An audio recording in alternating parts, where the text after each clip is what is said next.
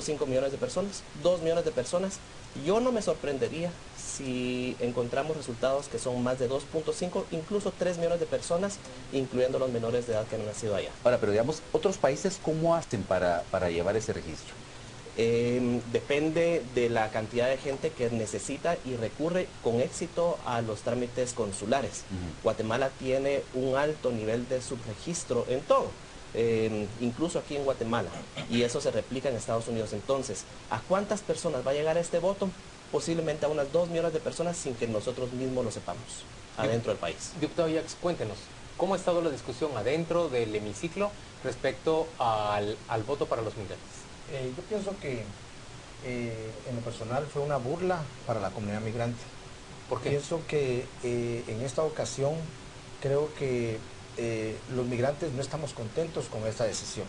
No es posible que a este momento, en el año 2016, cada vez que hay un proceso electoral, nuestros derechos constitucionales se violan. Hoy solo vamos a votar solo por presidente y vicepresidente.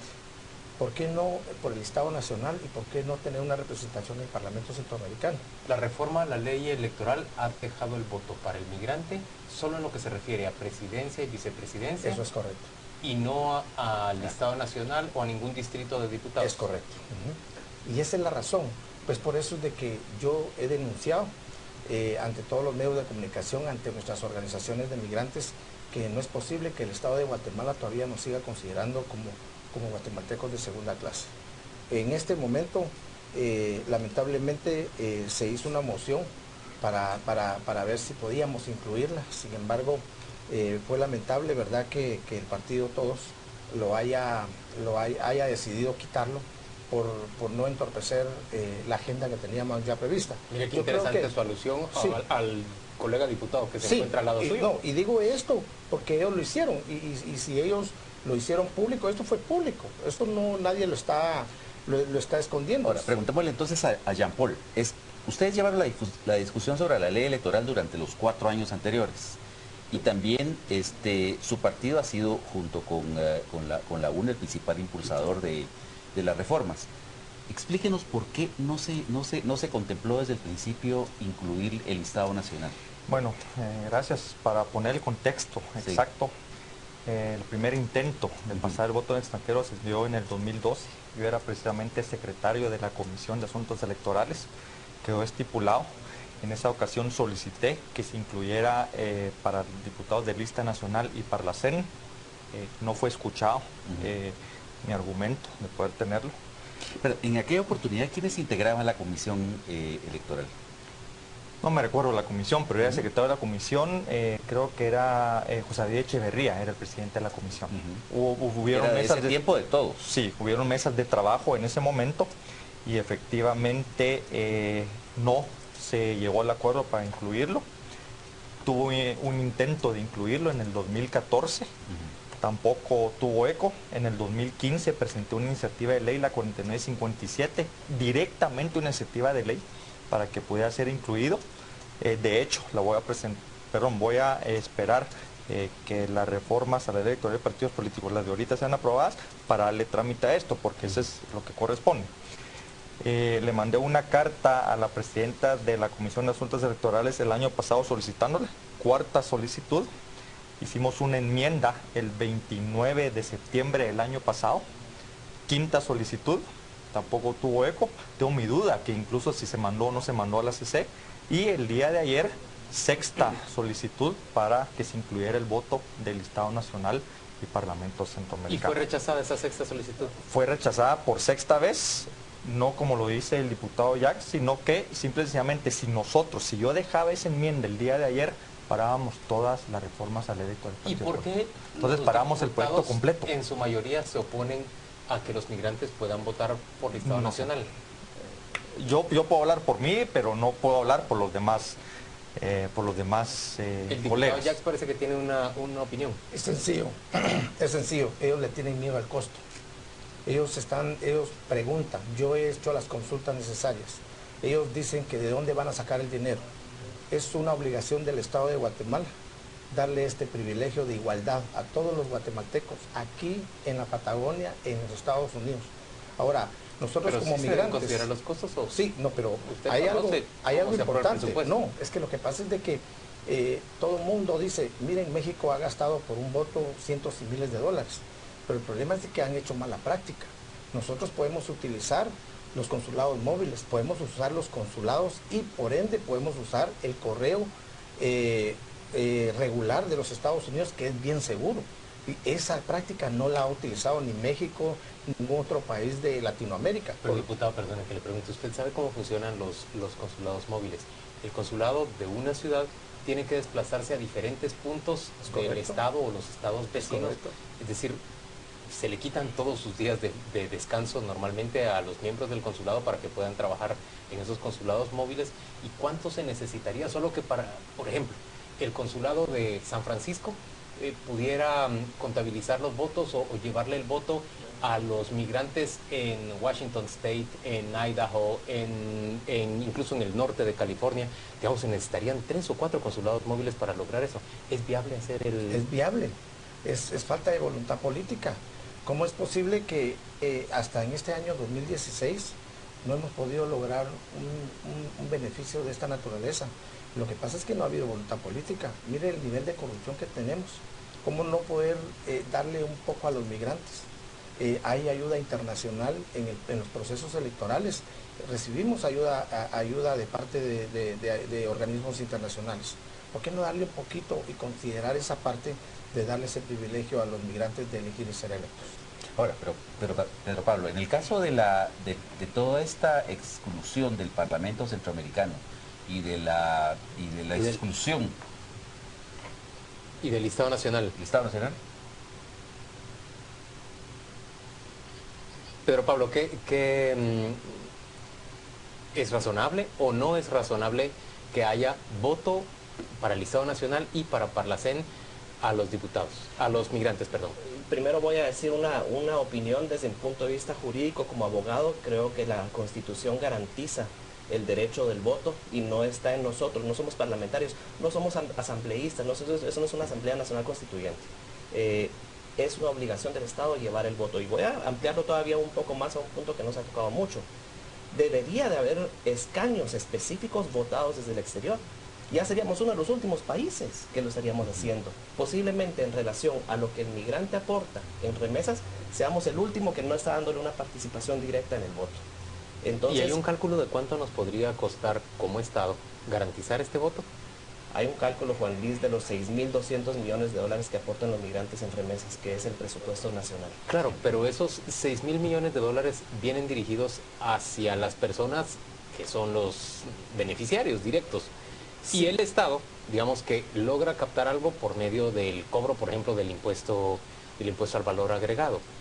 De ahí deberíamos derivar los fondos, es lo que estás diciendo, de ahí deberíamos derivar los fondos para financiar estas elecciones. Hay otros gastos, por ejemplo, lo que se recauda en materia de los documentos que se expiden en el exterior. Tengo entendido, no sé si se está aplicando o no, pero la ley le da un 25% de los ingresos de pasaportes, tarjetas consulares y legalizaciones a Conamigua, que no sé qué está haciendo con ese dinero. Ahora, pero hay fondos de muchos lugares donde se podría sacar, y quiero terminar con esto. El migrante guatemalteco posiblemente llegaría a votar de una forma distinta que lo que ha sucedido en otros lugares, porque la migración guatemalteca tiene, a contrario de lo que se dice en algunos lugares, tiene un alto grado de apego a sus comunidades. Creo que si hubiera habido un voto permitido para las autoridades locales, entonces se hubiera incentivado muchísimo más la participación en el exterior. El caso de los salvadoreños y los hondureños, ¿ellos tienen derecho al voto en el exterior para el Parlamento Centroamericano? El Parlamento no lo sé. No. ¿Pero para diputados? ¿Para diputados de sus respectivas asambleas? No. Que yo sepa, no. Creo que solo se ha instalado el voto para el presidente y vicepresidente, sí. Y es de reciente instalación con pésimos resultados. ¿En qué sentido pésimos resultados? Bueno, la elección Honduras creo que no llegó ni al 5% de participación. Ahora, pero en el caso de Guatemala, Jean Paul, ¿usted cree que de veras habrá una participación que valga el esfuerzo, por ejemplo, de toda la movilización de de los consulados móviles, de todo ese gasto que se va a hacer en correo, si es que se decide hacerlo? Es que yo creo que aquí el concepto no es que si vota uno, votan 10.000 o votan 100.000. El concepto aquí es que el artículo 4 de la Constitución determina que todos los guatemaltecos somos iguales en obligaciones y en derechos. Entonces nosotros no podemos negarle ese derecho a las personas que viven en el extranjero, nos cueste lo que nos cueste. Yo tengo un estimado, más o menos puede costar $4 millones llevar a cabo este proceso de votación para el 2019. Sí, es bastante costoso, por supuesto, pero tomando en cuenta los 6.285 millones del 2015, es cierto que obviamente esto va para la gente, pero representa el 0.00063%. ¿Y entonces por qué los diputados no lo aprobaron? No lo entiendo. ¿No lo aprobaron? No lo entiendo. Yo puedo hablar por mí, pero no entiendo por qué es el temor posiblemente a esto. El día de ayer sí entendí que si se aprobaba esa enmienda, trabábamos todo el proyecto, sí, porque había de que reforma. pasar a la Corte Entonces tenía que Constitucional. regresar todo el proyecto a la Corte de Constitucionalidad, lo atrasaba 6 meses. Yo no quería que por este tema, que lo podría presentar dentro de un mes, parábamos todo el proyecto donde tal vez no los 15 millones de guatemaltecos, pero 8 millones de guatemaltecos están encima o están atentos a que estas reformas a la ley electoral de partidos políticos, pues yo no quería ser partícipe de ese freno. Pero Pablo, ¿y qué significa entonces el voto para los migrantes? Porque nos hemos detenido respecto a que no se les otorgó el voto para integrar el Congreso de la República, pero van a tener por primera vez el voto para presidente y vicepresidente, para binomio presidencial. ¿Qué significa esto entonces? ¿Que vamos a ver la siguiente elección, digamos, campaña tanto en Guatemala como en Estados Unidos? Un candidato puede ganar por las cifras de las que hablabas, bien podría ganar con el voto estadounidense. Sí, y de hecho creo que eso ya varias personas lo han visualizado. Quiero aprovechar la oportunidad para hacer énfasis y a las personas que nos observen afuera para poder dejar claro que este voto no ha sido aprobado todavía. El Congreso y varios miembros de Congreso hicieron declaraciones el día de ayer celebrando que el voto en el extranjero había sido aprobado. Y nosotros sabemos aquí que ese voto no ha sido aprobado. Fue aprobada la lectura del artículo. Posiblemente la ley ni siquiera se vaya a aprobar. Entonces es importante lanzar mensajes claros, porque yo estuve hoy revisando mensajes en redes sociales. Y en esas redes sociales los migrantes ya están celebrando como que si se vaya a llevar a cabo. Jean Paul, pero en realidad hay posibilidades de que esto se dé marcha atrás en esta aprobación. No. El proceso administrativo dentro del legislativo es el siguiente. Si por X o Y razón solo este artículo logramos aprobar de las reformas a la ley electoral de partidos políticos, que pasó con 123 votos, que sí fue aprobado, ese proyecto, aunque sea de un artículo, tiene que ser convertido en reforma a la ley electoral. Tiene que ser incluido a la ley. No, ya se votó. Y aparte del asunto, en su tercera lectura, entonces sí ya fue votado. ¿Cuántas personas van a lograr votar? Porque al final de cuentas, y eso es a donde yo quiero aterrizar. Pero el punto es que ya está aprobado. Y yo tengo idea de que se tiene que aprobar con la ley. Pero el diputado nos está diciendo que ya está aprobado. Que ya está aprobado. En tercera lectura. Gracias a Dios este fue el primer artículo. Si a partir de mañana, vamos por el tercero, si el cuarto, quinto, sexto, hasta el 82 no se aprueba, igual se tiene que mandar el proyecto, porque fue aprobado, fue autorizado y aprobado por el Pleno del Congreso. ¿Enviarlo a dónde? Ya, para que sea... publicado en el Diario de Centroamérica y convertido ya en parte de la ley de... ¿Es correcto eso, diputado Jackson? Sí, así funciona. Bueno, hasta donde yo tengo entendido es correcto.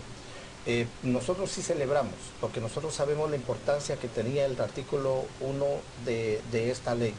Sin embargo,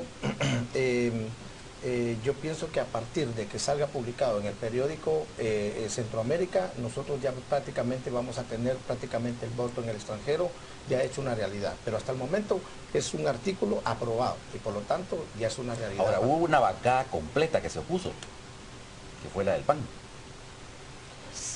Una vez más, el problema o el análisis que yo pude hacer el día de ayer fue que todo el mundo le teme al costo. Y era lo que yo le decía a todos los colegas cuando empezamos a cabildear. Yo les decía, miren, ¿a qué le temen? Si, miren, otros países ya lo hicieron, El Salvador. Yo sí considero que la cifra que el diputado Paul trajo es muy baja. Yo creo que sí es un poco más. Mucho más que 4 millones de dólares. Por supuesto, somos 13 estados, 13 consulados en los Estados Unidos. Imaginemos cuántos millones gastó México, cuántos millones gastó El Salvador. Pero esto no es imposible, esto puede ser real y le puede cambiar el destino a nuestra Guatemala. Eso es cierto, Pedro Pablo. ¿Pueden realmente los migrantes definir una elección? Bueno, nos estabas diciendo que en Honduras en realidad fue un fiasco la primera votación, porque menos del 5% llegó a votar. Yo creo que los migrantes actualmente tienen la creencia, y yo los apoyo en esto, que ellos influyeron grandemente en la elección del presidente Jimmy Morales. No solamente con el ejercicio del voto, sino que con el ejercicio de las redes sociales. Entonces yo creo que el migrante tiene una participación diferente que la que tiene Centroamérica. Qué responsabilidad, Sí, ¿verdad? tremenda. Sin embargo, hay un problema muy grande y eso es a lo que yo invitaría a los diputados, porque al final de cuentas es el legislativo el que tendría que hacerlo.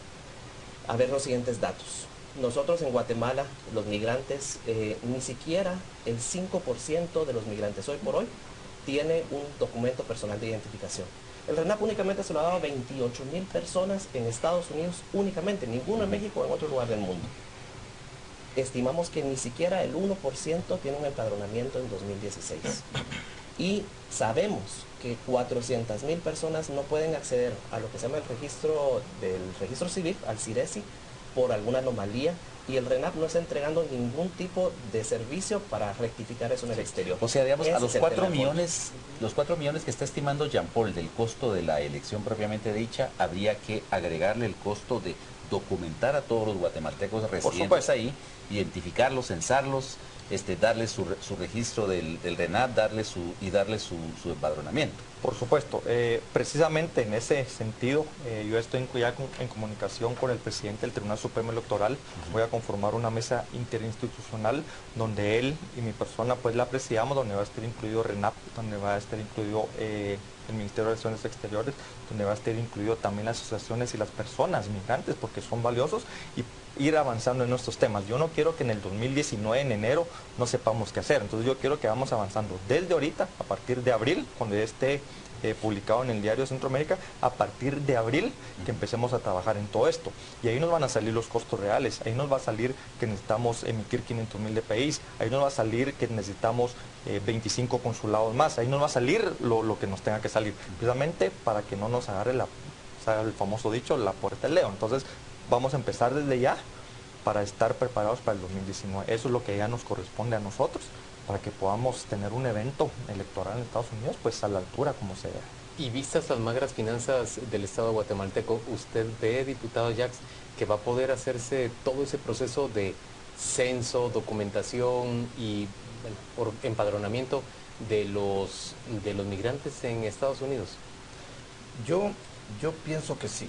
Yo pienso de que a estas alturas dejar que Guatemala se quede enfrascado en un acontecimiento tan importante como lo es un proceso electoral en el 2016, creo que sería un retroceso. Yo creo que haríamos un llamado como diputados del Congreso de la República a todos los organismos y las instituciones que conforman el Estado de Guatemala para poder trabajar en conjunto. La Cancillería es fundamental. RENAP es fundamental, instituciones como la que representa nuestro amigo Pedro Pablo, la Comisión del Migrante con Amigua, y todas las instituciones, el mismo Tribunal Supremo Electoral, la misma comunidad internacional debe de apoyarnos para que este acontecimiento tenga éxito. Yo sí creo de que el voto del migrante es trascendental y que puede hacer un cambio y podemos elegir al próximo presidente. Tengo una curiosidad para agregar. La ley electoral prohíbe el financiamiento que venga de países ajenos a Guatemala. En el caso de los guatemaltecos que quieran contribuir y siendo residentes en Estados Unidos, ¿se consideraría un financiamiento de otro país? No, porque son guatemaltecos y de hecho ya se limitó para la campaña si pasa la votación ese artículo, pues ya estamos limitando mucho más la campaña. Entonces los recursos van a ser bien limitados. Incluso el presidente que quiera bajar a hacer campaña va a poder hacer 2 o 3 viajes y mucho, porque le va a mermar su techo de campaña que está establecido con la nueva reforma. Pedro Pablo, en redes sociales ya se está proponiendo un impuesto a las remesas para financiar el voto en el exterior. No que yo lo haya visto.